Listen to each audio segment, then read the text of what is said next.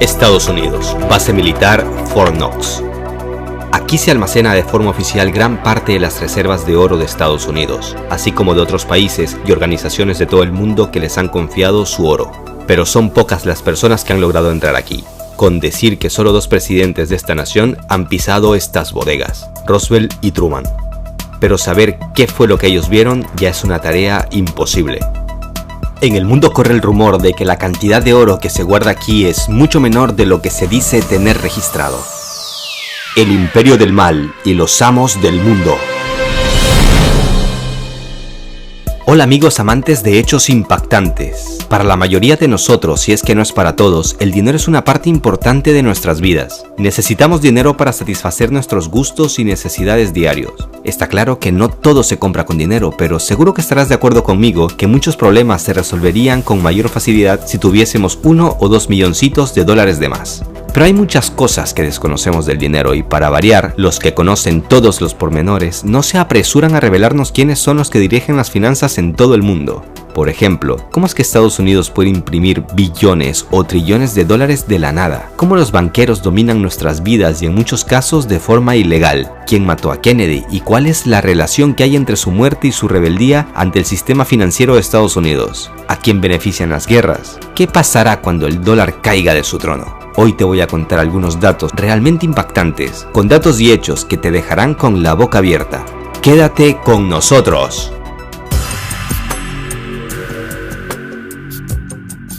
Mucha gente cree que el dinero es impreso por los estados, pero en realidad eso está lejos de ser así. La mayoría de los gobiernos no tienen el control de la impresión del dinero. Sí amigos, aunque no lo crean, la impresión del dinero en la mayoría de los países es tarea de unas estructuras comerciales independientes. Por ejemplo, en Estados Unidos el encargado de imprimir el dinero, o sea, los dólares, es el Departamento del Tesoro, pero es la Reserva Federal la que tiene el control de la oferta monetaria y es capaz de crear créditos con tasas de interés a su conveniencia. ¿Y quiénes componen la Reserva Federal? Pues entre sus dueños aparecen apellidos como Rothschild, Rockefeller, Lehman, Goldman Sachs, y lo peor de todo es que no trabajan en interés del pueblo estadounidense, pues este está endeudado con ellos por una cantidad estratosférica de más o menos 7 billones de dólares. ¿Por qué? Porque por cada dólar que ellos imprimen y ponen en circulación, el pueblo debe pagar un interés. El problema está en que el porcentaje de interés de cada dólar físicamente no existe. De ahí que impriman dólares infinitamente y la deuda también crezca infinitamente. Lo tendrás más claro si te pongo un ejemplo, pero primero debes entender que la trampa principal en el sistema financiero es que el dinero impreso se da a los gobiernos en forma de deuda. Ahora supongamos que un estado necesita 100.000 millones de dólares. Para recibir este dinero deben garantizar devolverlo con un porcentaje y dejar una garantía. Si el porcentaje del crédito es de supongamos el 1%, se deben devolver 101.000 millones de dólares. Pero como ya te diste cuenta, estos 1.000 millones físicamente no existen, ya que solo se han impreso 100.000 millones. Y pagar esta deuda usando dinero es imposible. Quedan pocas opciones: entregar a los banqueros lo que dejaron como garantía o tomar un nuevo crédito. Y con estos créditos infinitos pagar una deuda se pone cada vez más complicado. Para intentar quitarse un poco la presión financiera a este estado con el mismo sistema, da créditos a distintos bancos y estos a su vez a terceras personas. Pero el porcentaje de comisión se vuelve cada vez más alto en cada etapa. Y es así como terminan sufriendo los ciudadanos comunes y corrientes como tú o como yo. Si bien es cierto, muchos logran pagar sus deudas al banco, como puede ser tu caso o el de algún conocido tuyo, por desgracia, miles de personas en todo el mundo viven un escenario contrario, al no poder pagar sus deudas. Como resultado pierden sus bienes y se quedan en la calle. Por ejemplo, solo en 2017 los bancos en España les quitaron sus casas a más de 22.000 familias debido a que no podían pagar sus hipotecas, y los datos registrados en la década anterior eran mucho peores.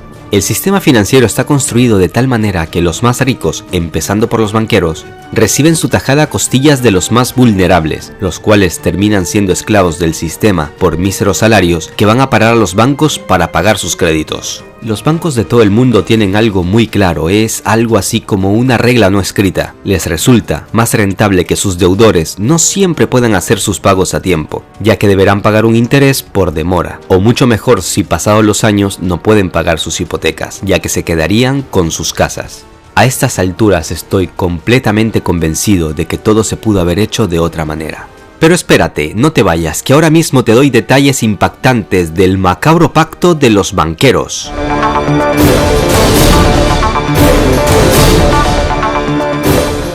Pero empecemos por el principio, veamos la raíz de toda esta espeluznante historia. En el siglo XVIII, Mayer Amschel Rothschild, un banquero alemán de origen judío, que fue fundador de la famosa dinastía Rothschild, ya empezaba a tener ideas de cómo podía manejar el mundo entero a sus anchas, y fue él quien con sus ideas puso las bases para manipularnos. Este señor decía: denme el control del suministro de dinero de una nación y no me importará quién escriba sus leyes, una barbaridad que con los años se volvió una realidad.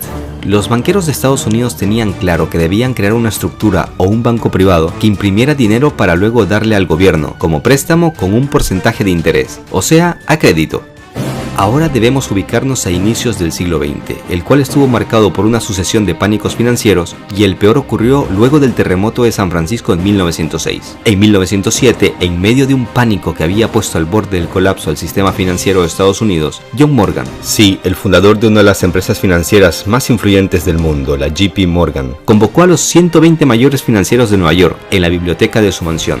Fue ahí donde se empezó a tejer el macabro plan que dura hasta nuestros días. 3 años más tarde, en 1910, un grupo de políticos y economistas se volvieron a reunir en secreto. El objetivo era terminar de diseñar un sistema bancario central. Y así llegamos hasta 1913, cuando las ideas originales de Mayer Amschel Rothschild toman forma por completo. Y es que el 23 de diciembre de ese año, cuando muchos funcionarios en Estados Unidos descansaban por las fiestas navideñas, se presentó la Reserva Federal. El mismo presidente, Woodrow Wilson, que tenía una colusión con los banqueros que financiaron su campaña electoral, fue el encargado de promulgar la ley de la Reserva Federal. Después, él mismo reconocería su error. Soy el hombre más infeliz. Sin quererlo, he arruinado a mi país. Una nación industrial está controlada por un sistema de créditos. El crecimiento de la nación está en manos de un puñado de hombres, de banqueros. Hemos llegado a ser uno de los gobiernos más controlados y dominados del mundo civilizado. Lo que hoy en día conocemos como Reserva Federal era en realidad el tercer intento de crear una institución de este tipo, que fracasaron por detalles que no se tuvieron en cuenta en décadas pasadas. Por ejemplo, se dieron cuenta de la gran importancia que tenía el control de la opinión pública. ¿Y qué fue lo que hicieron? Ya todos sabemos la influencia de las religiones en el mundo, por lo que para mantener al pueblo adormecido y no agravar el nerviosismo popular, los banqueros dictaron órdenes a las iglesias protestantes, ortodoxas y católicas de que en los oficios religiosos del domingo incluyeran sermones de índole optimista y pacífica, ya fuera por la intercesión del Altísimo o por las buenas obras de los banqueros, la gente debía tener plena confianza en las decisiones del gobierno. Otro detalle que tuvieron en cuenta fue el nombre. La llamaron Reserva Federal, a fin de que el pueblo no piense que es un banco privado, y al escuchar federal supusieran que le pertenece al gobierno, pero nada más lejos de la realidad. La Gran Depresión de 1930 fue una prueba en la que, para la mayoría de los economistas e historiadores, la Reserva Federal fracasó. Tras el famoso Martes Negro en 1929, la Reserva Federal era la única que podía haber evitado una caída en cadena de los bancos, pero hizo todo lo contrario. Pero no me quiero detener en los años 30, ya que lo más impactante estaba por venir.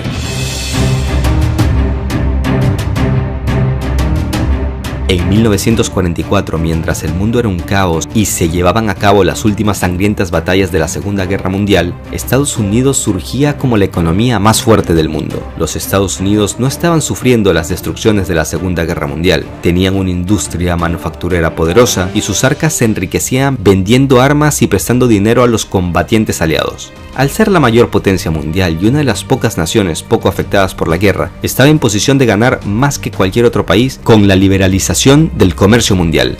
Se estimaba que la vuelta a la paz traería una depresión como la de los años 30 debido a la vuelta de los soldados de todos los países participantes de la guerra al mercado de trabajo, y la producción bélica estadounidense se estancaría. La guerra no había acabado y Estados Unidos ya sabía cómo enriquecerse más a expensas de los que más sufrieron durante la guerra. Se trataba de la creación de un acuerdo que garantizara la prosperidad de Estados Unidos para las siguientes décadas.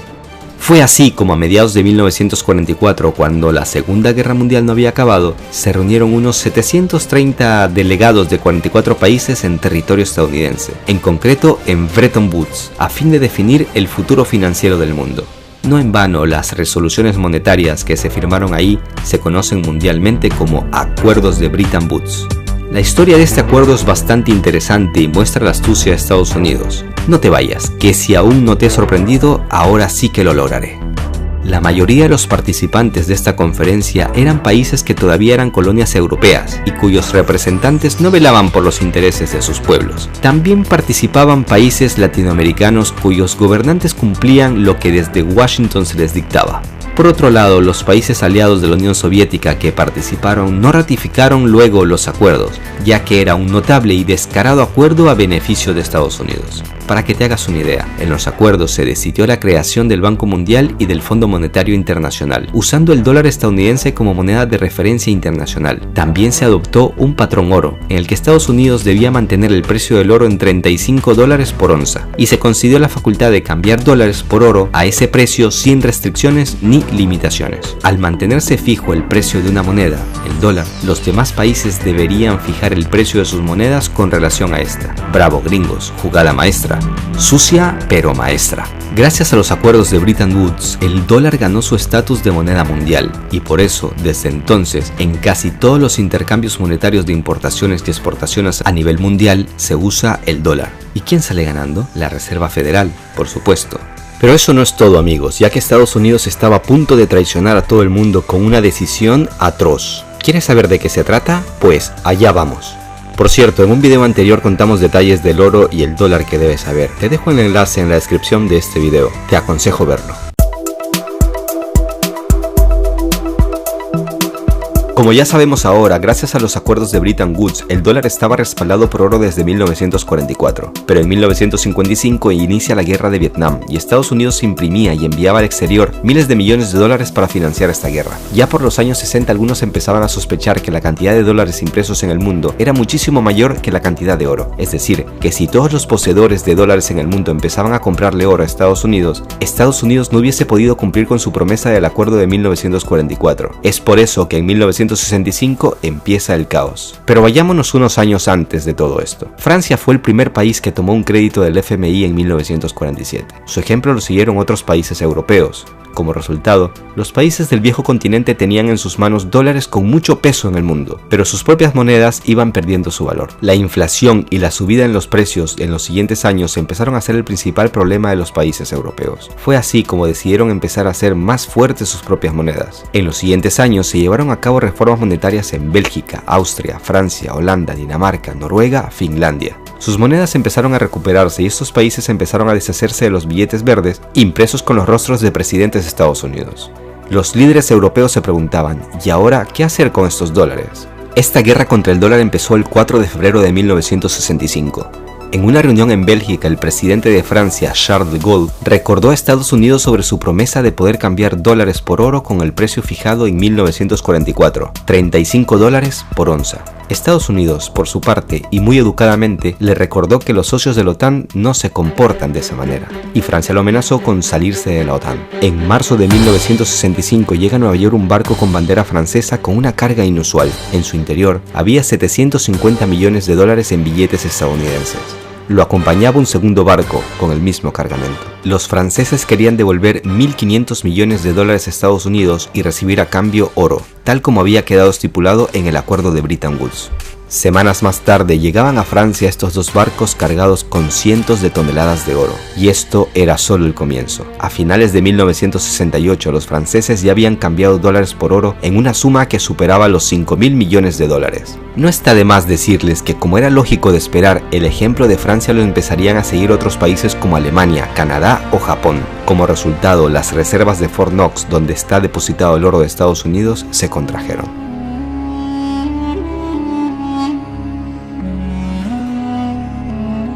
A principios de los 70 en Washington intuían que algo grave estaba a punto de pasar. Debido a que el dólar estaba sobrevalorado, necesitaban una solución.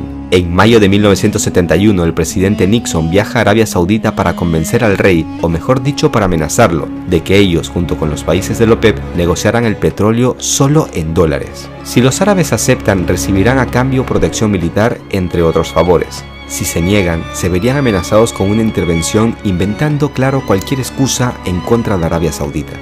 A estas alturas ya sabemos el camino que eligió Arabia Saudita.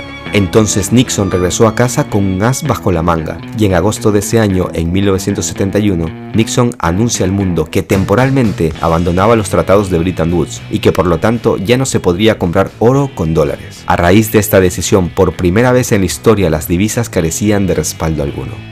Pero como decía al principio, uno de los factores que más influyó a tomar esta decisión fue la guerra de Vietnam, con la cual se estaban gastando las reservas estadounidenses debido al gran gasto militar.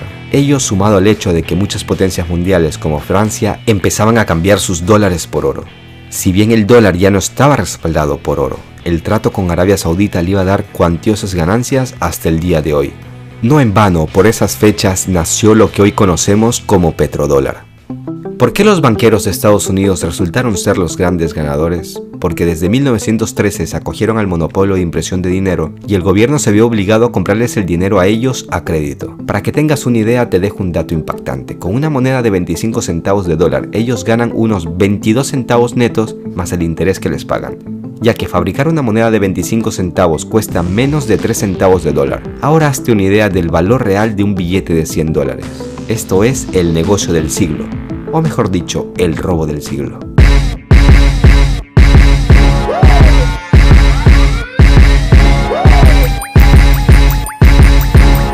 Hasta la actualidad, un grupo de economistas designados, no electos, se reúne para tomar decisiones que impactan tanto en los habitantes de Estados Unidos como en millones de personas de todo el mundo. ¿Se te hace conocida la palabra establishment en referencia a Estados Unidos? Pues en pocas palabras es un término que se usa para explicar que los presidentes de ese país y los funcionarios en general actúan como simples marionetas, ya que obedecen lo que le dictan los integrantes del poder dominante, un poder que estaría conformado básicamente por banqueros que por cierto también controlan los medios de comunicación, un arma muy importante en nuestros días. ¿Te ha gustado el video? Pues déjame decirte que esto no ha sido todo, se viene una segunda parte.